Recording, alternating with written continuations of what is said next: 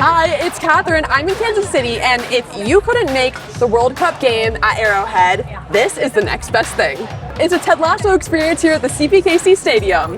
It's an all-day event full of games, prizes, and surprises. Fans are getting a sneak peek of the new Ted Lasso season, getting to watch the World Cup game, take part in lots of photo ops, and all brought to you by Apple TV.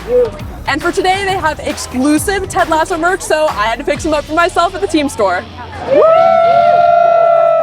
So much fun. So we came to the CPKC Center, and it has been a blast. It's all about Ted Lasso Day today, and Jason Sudeikis just came out with his crew. There's games. Everyone's having a great time. There's kids everywhere. Look, I got a hat. So much fun, and the weather's perfect.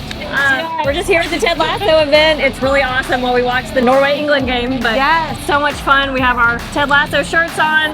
We started watching Ted Lasso when it came out and just fell in love with the series. Felt like it really captured the heart of our city, and we just love supporting the FIFA Fan Fest. It's just so much fun.